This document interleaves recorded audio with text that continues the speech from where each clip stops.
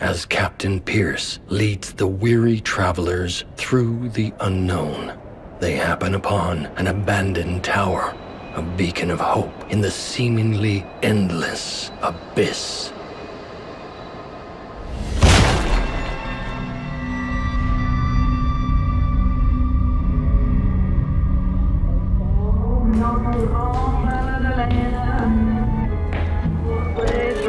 Cautiously, she searches the room for any hidden threats.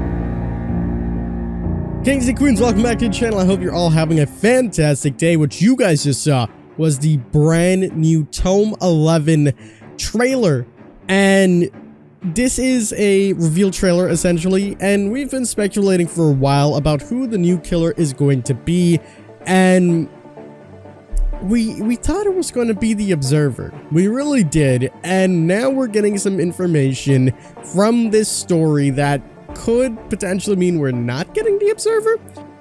So it's a lot to take in. First of all, let's just start from the beginning and break this down as we go along. The first thing that we see is that Captain Pierce, who I'm assuming is this lady that we're seeing, she's leading some weary travelers through the unknown.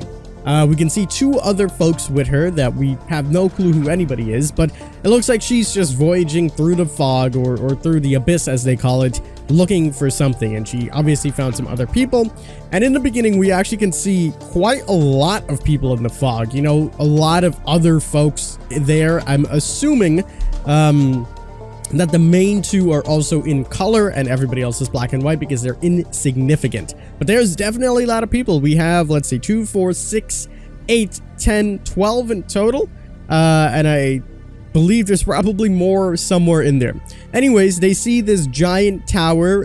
We know this is the Observer's tower. He typically goes here. We've seen it in a lot of different cutscenes.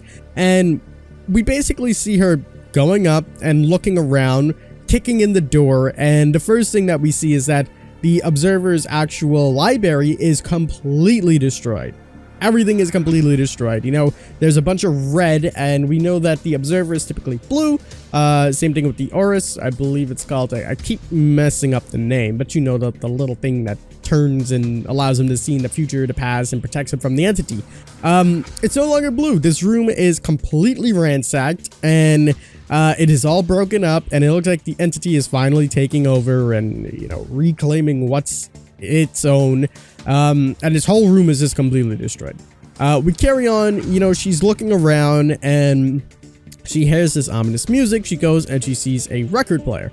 She searches the room and she's looking for anything. And while she's taking a look at all these records, she actually sees the Oris, and we can see that it is damaged. It is spinning, but every time it spins, there's like a little clink, and you can see sparks flying out as if it was broken.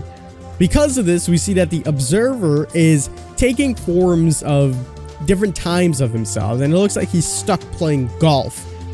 If we recall, the last time he was using golf clubs was when he was being ambushed by monsters, and he was using it to fend them off. So we can assume that one of these creatures, if not a bigger one or something along those lines, managed to finally get to him while he was in his tower, considering the whole place is ransacked. So we can see that they probably damaged the Oris or him itself. Maybe they're intertwined together. We don't really know just yet, but he is shifting through time, essentially. We see him as a very old man, and he has a bunch of blood splattered on his face. Then we see him right before that ever happened, and then he goes straight back into that, and then he goes really young, and we see him a little bit more with facial trimmings, etc. So now the captain's just kind of looking at him like, what the heck is going on? We see the Oris is still completely damaged. She goes in, reaches to touch him, and as she touches him, we can see that he just completely disintegrates and just turns into riff fragments, essentially.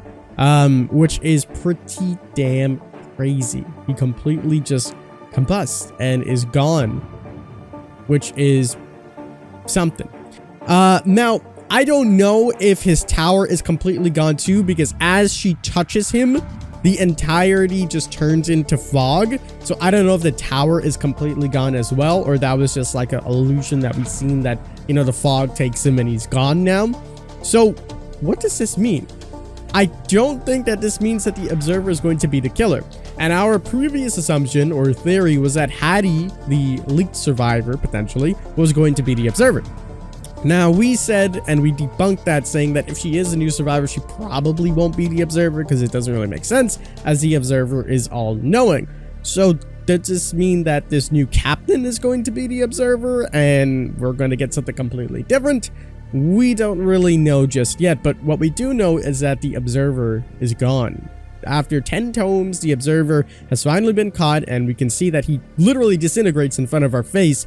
Does this mean that he is going to be claimed into the entity's realm and put into trials as a killer? I don't necessarily think so anymore. I think the entity is happy with just sacrificing him, essentially, and taking all of his hope. And maybe we do end up seeing him towards the future, but I don't think that he's going to be the new killer. It doesn't really make too much sense unless the entity plays some very twisted games. As for who the new Observer is going to be, it's probably going to be this captain person. You know, they're looking for a sanctuary to go to. They have all these survivors. They stumble upon this tower, and if it's still there, it makes a lot of sense for them to continue to just live there. And I don't know if the Horus is still there, or if it's still alive, or what's going on, but if it is, it would be interesting to see what types of powers it has in somebody else's hands.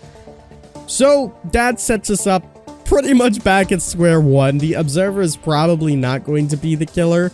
At least in my eyes. I don't necessarily think that's what we're going to be getting, but we might learn more about this in the Devotion actual tome. We know that this is probably going to be coming out tomorrow. I believe they actually said the date. They said April 28th.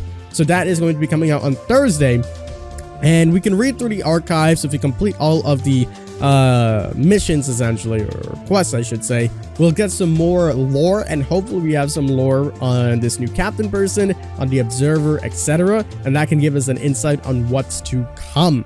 So that is going to be quite interesting, and we're going to have to wait to see what this all fully means, but it's definitely interesting to say the least. And it basically derails our theory that the Observer is going to be the killer, Hattie going to be the Observer, which leaves us back at square one.